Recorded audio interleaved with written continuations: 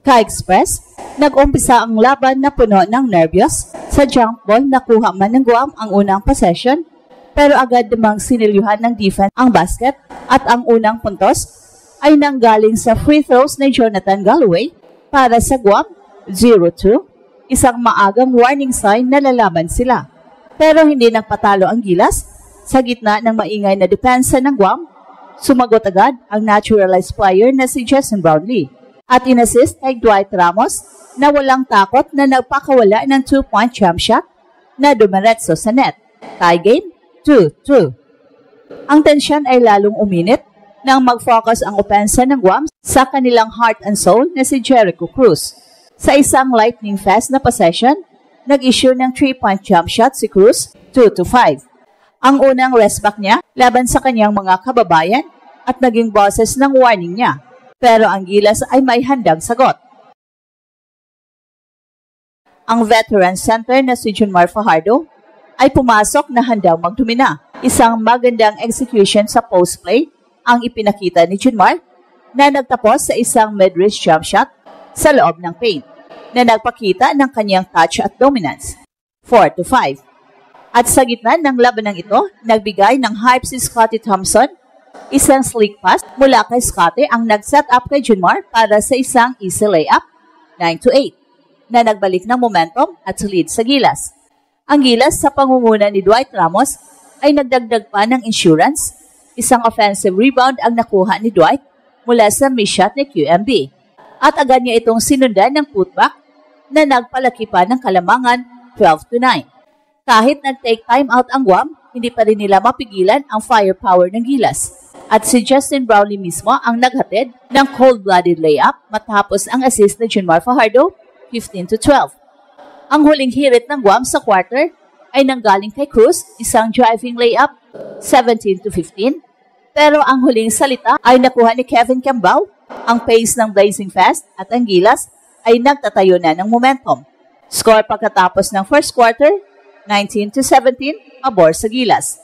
Ang Gilas ay nagsimula sa second quarter na may counting kalamangan, 19-17, pero ramdam na ang pagnanais nilang tuluyang silyuhan ang laro. Ang focus ng Guam ay laging kay Jericho Cruz at muli siyang nagpakita ng tapang sa pamamagitan ng isang matalas na 3-point jump shot, 21-all, na nagpabigla at nagtie sa score. Ang laban ay parang tug of war.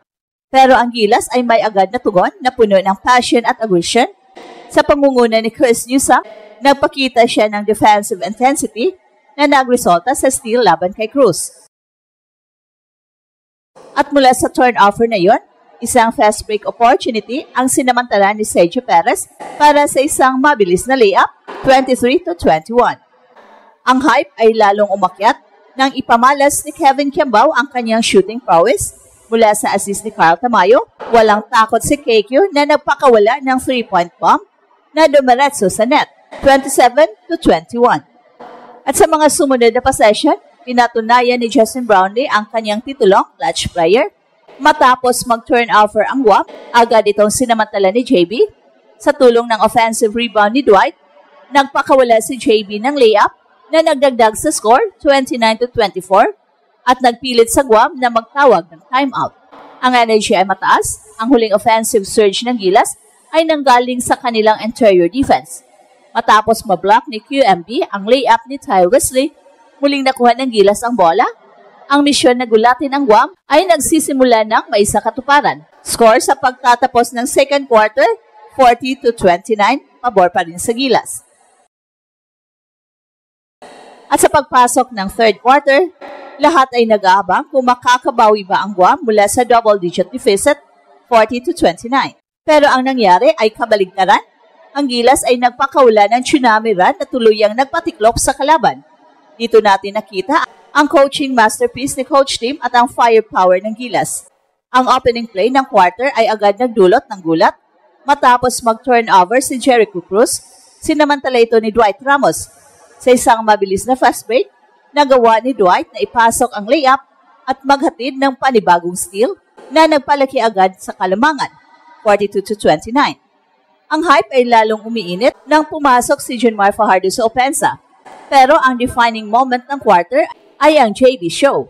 Matapos mag-turnover si Ty Wesley,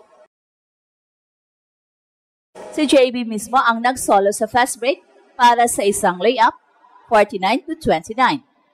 Ang score ay nasa 20-point mark na at dito natin nakita kung paano ang Gilas ay nagbigay ng emotional beating sa Guam. Sa gitna ng dominasyong ito, muling nagpakita ng defensive effort ang Gilas. Si Scottie Thompson ay nakakuha ng steal mula mismo kay Jericho Cruz na nagpapatunay na ang warning ni Cruz ay tuluyang na-neutralize ng Gilas defense.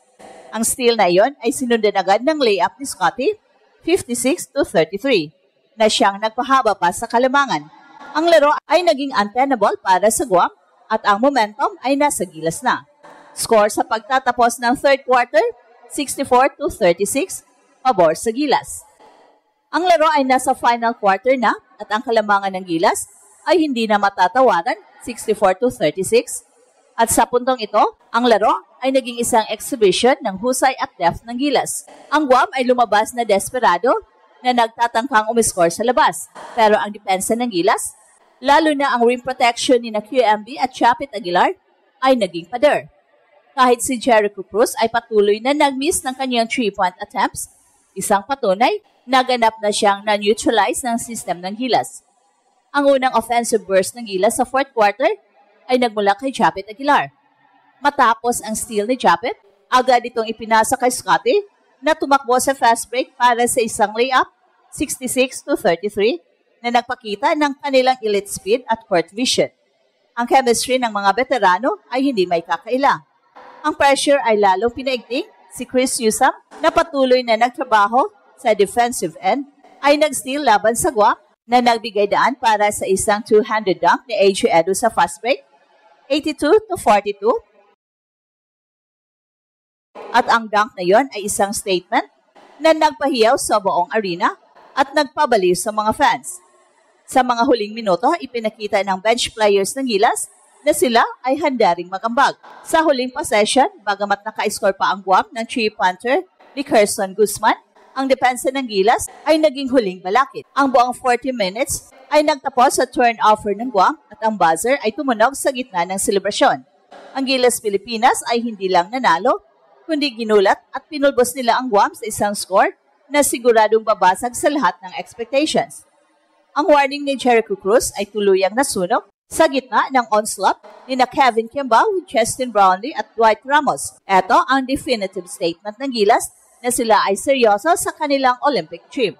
At ang final score, 87-46, panalo ang Gilas Pilipinas. At ito ang Express Info kung saan bawat kwento, ginulat ang mundo. Don't forget to like and subscribe.